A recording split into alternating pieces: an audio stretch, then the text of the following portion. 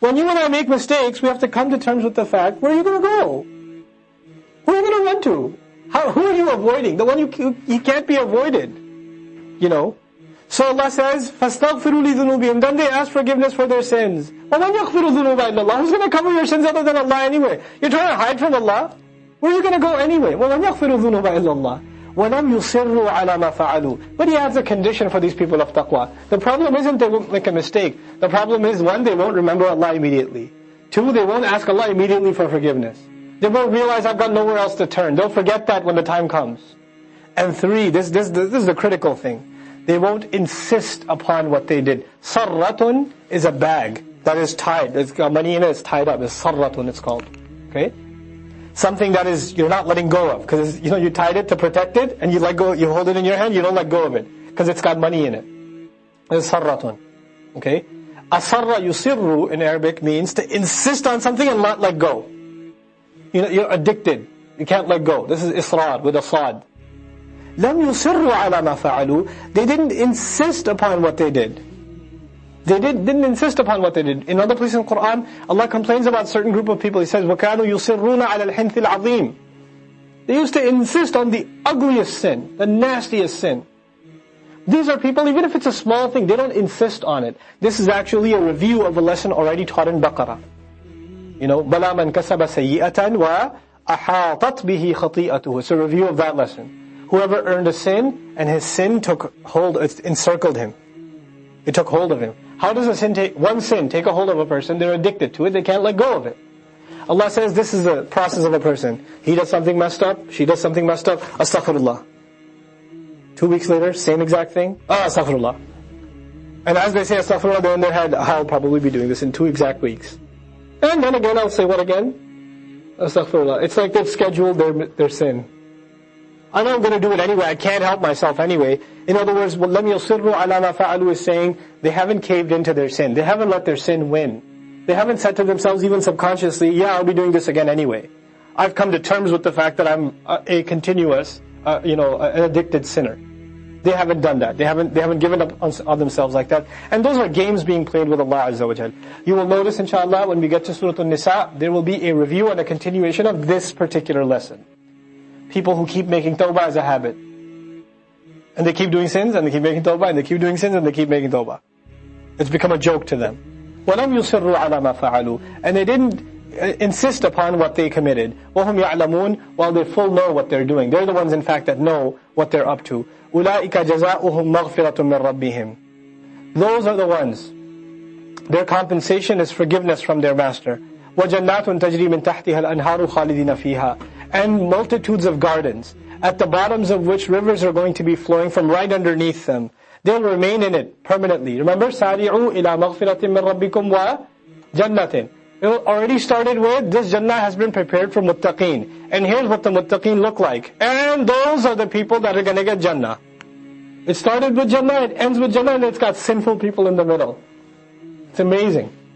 It's just because, what do you do with those sins? What's your response to those sins? You use those sins, if they happen to even get closer to Allah, and develop the right attitude towards taqwa, and towards tawbah also.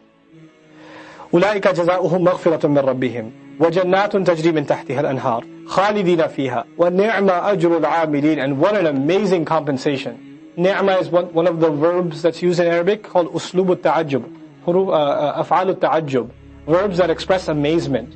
This is Allah expressing amazement at the quality of reward that they're going to get. It's not a believer looking at it and saying, wow, ni'mat dar, what an amazing house. Allah is saying, ni'ma ajrul amilin, what an awesome compensation of those who put themselves to work. What an awesome compensation of workers. Amila ya'malu amalan fahuwa amil. Amila, he worked. Amil, a worker. Those who put themselves to work. He didn't say muttaqeen, mu'mineen, he said amilin. What is that suggesting? Get to work. Do something. Change yourself. Ni'ma ajrul amilin. Notice there's also a contrast between لم يصروا على ما فعلوا فعل يفعلوا فعلا and عمل يعمل عملا. فعل and عمل. فعل is mindless. Breathing is a fi'l. Listening, hearing is a fi'l. Listening is a amal. That's a good example of understanding. Okay? Listening is a amal, but hearing something is a fi'l. When something's done, you don't require any conscious effort, that's fi'l. when it's intended, it's conscious, you put an effort into it with intent, that's amal. Make the intention and put yourselves to work. That also implies all the deeds we do, we should be conscious of what we're doing, even the good deeds. We should remind ourselves why we're doing them. Why am I praying? Why am I praying 4 rak'ah? Why am I saying Subhana Rabbi al-Azim in ruku'? You gotta remind yourself, because otherwise it just becomes Subhana Rabbi. It's one of those hit and run salawat, you know? That's what I call them, hit and run, like boom, boom, run. So, قَدْ خَلَتْ مِنْ قَبْلِكُمْ سُنَنٌ. Much before you, many examples, many legacies have already come and gone. Khala yaqlu, to be gone. Okay, to be in solitude, also to be gone. From much before you, legacies have come and gone. فَسِيرُوا فِي الْأَرْضِ, then go around and walk around in the earth. كَيْفَ كَانَ عَاقِبَةُ الْمُكَذِّبِينَ. What became the outcome of those who lied against the truth? Those who attributed lies to the truth. This is being mentioned here as a continuation of what your personal change is in these ayat of tawbah, of istighfar, of people becoming people of taqwa, who spend, etc., etc. But then there are people who hear all of this and do nothing about it. And when a nation of people became like that, when a huge number of people became like that, what did Allah do with those people? They had the most amazing guidance and they trashed it, they put it on the side. It was a joke to them. It was just empty speech to them. There was no amal involved. Right? So what came of those nations? What was the outcome of those who attributed lies to the deen? Hada bayanun linnas. This is a clear communication for people. Bayan. I know Urdu speakers use there's going to be a bayan after the salat, right? As meaning in the meaning of a lecture. But bayan is not a lecture. Bayan actually means clarification. From bana, to distinguish between things. Bayyin, absolutely clear. Bayan, a speech that is extremely clear. A clarification to something.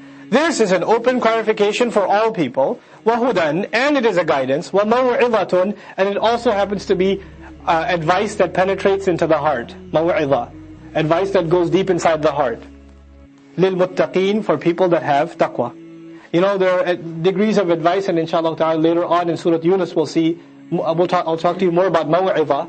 قَدْ جَاءَتْكُمْ مَوْعِظَةٌ مِّن رَبِّكُمْ. But just a little bit about it, one should know that maw'idha is the kind of advice that actually makes it all the way inside you. You feel something when you hear it. A lot of times you get advice, you don't feel anything. You yawn in its face. Or you say, thanks. Or can we change the subject? You don't really get affected by it. Other times, it can come from the strangest places, but you hear it and it really affects you. It really goes deep inside. That's maw'idha. If it goes a little bit inside, it's wa'al. If it goes all the way in, it's maw'idha. It's masdar mimi, it's called. And the ta marbuta at the end is for hyperbolizing it too. That's a kind of hyperbole or mubalagha I haven't taught you guys yet.